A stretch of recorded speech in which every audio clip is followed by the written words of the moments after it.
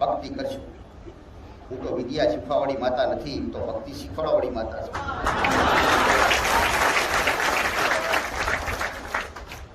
લાલચ હોય, તકલીફ હોય, તકલીફ પડી જાય તો વિદ્યા શીખતાની ભક્તિ કરજો થોડી દીકરા. બસ નારીઓ કદાચ વધારાના કદાચ સડાવો તો સડાવશો. બકરાના કલેજા કદી સડાવતા નહીં, તમારી માતાઓ ગમશે નહીં.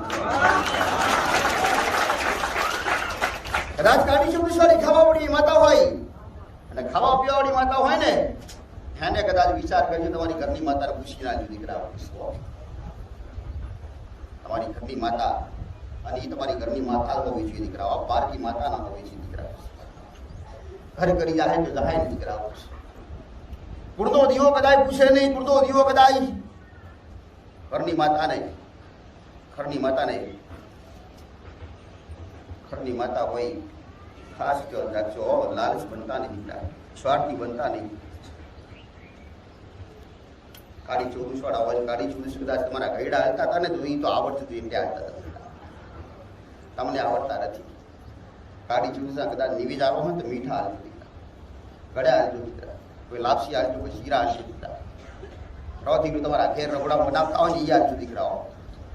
ભલે તૈયાર ના લઈને આલો તો દીકરા બરાબર છે, પણ આવી વિદ્યાઓ કરતા નહીં હો કાળી ચોવીસના દીકરા. આવું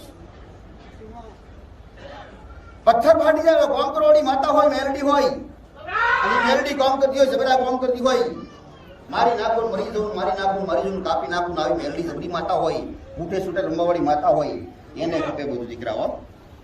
પણ તમારે મૂઠચોટ મારવાનું નથી.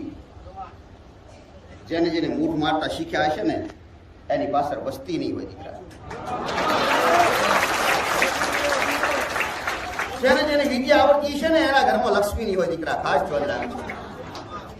જેની વિદ્યા શીખીએ છીએ, જેની વિદ્યા મેલી વિદ્યા કહેવાય દીકરા, તંત્ર મંત્રો કહેવાય. અને આવા કદાચ ખરા ખોટા ધૂપ હાલતા હશે ને એ વ્યક્તિઓના ઘર ખાલી ખાલી હશે દીકરા. મારે કરવા તો કરજો.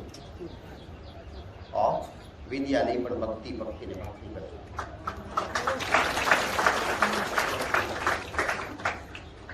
બધા ભક્તિ કરવા બેઠા નથી, બધા તો દુઃખ મટાડો આયાસ. કોઈની ભક્તિની પડી હોય, કોઈની ભક્તિની ના પડી હોય દીકરા. ભક્તિ કરો તો કષ્ટ પડે દીકરા. ભક્તિ કરે ને ભક્તિમાં કષ્ટ પડે ને, કષ્ટ વેઠતા નહીં આવડે, કષ્ટ વેઠી શકતા. ભક્તિ કરો તો હોય ઈ ગુમાવવાનું થાય દીકરા.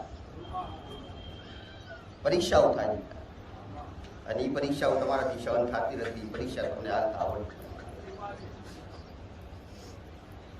ઘરની માં પરીક્ષા ઉતરે કદાચ હાસી ભક્તિ કરતા હોય, અને હાસી ભક્તિ કરતા હોય ત્યારે તમારી પરીક્ષા થાય, પરીક્ષામાં નાપાસ થવો ને તમારી જિંદગી, આખી જિંદગી તમારી માતા આવે નહીં દીકરા. એક વાર નપાસ થવો ને કદાચ સ્કૂલમાં તો બીજું વર્ષ ભણવું પડે દીકરા. પણ દીવના પા એક વાર નપાસ થયા ને રિઝલ્ટ કદાચ જલ્દી 20-25 વર્ષ સુધી તો વિશ્વાસ કરે નહીં દીકરા. હું તો શીખવાડીશ, હું તો શીખવાડીશ, ભક્તિ શીખવાડીશ, હું તો ભક્તિના માર્ગ બતાવીશ. અને એનાથી વધારે તમારા કદાચ દુઃખ પડતા હશે ને એ દુઃખના સમાધાન બતાવીશ. દુઃખ પડતા હોય તો શમ પડતા હોય એ બતાવીશ ને કાયમ બતાવું છું. આજ બતાવીશ, કાયમ બતાવીશ, કાલે બતાવીશ, ગમે ત્યારે કાયમ બતાવીશ. રસ્તા ગમે તેવા હશે, કઠણમાં કઠણ રસ્તો હશે, તમે કરવા કદાચ ઈચ્છતા હોય ને તો ગમે તેવા કઠણ રસ્તા હશે ને એ સરળ બનાવી આવીશ દીકરા. વ્યવહાર કરવાવાળા વ્યક્તિ જોઈએ, વ્યવહાર કરવાવાળા. પ્રસાદ એવો બનાવે કે દીકરા ગમે તેવો પ્રસાદ બનાવો, અને પ્રસાદ કદાચ તમારી માને ધરાવો, તમારી માને ધરાય ને એ પ્રસાદ ખાવાની કદાચ ખાવાની જગ્યાએ કદાચ થોડો થોડો લઈ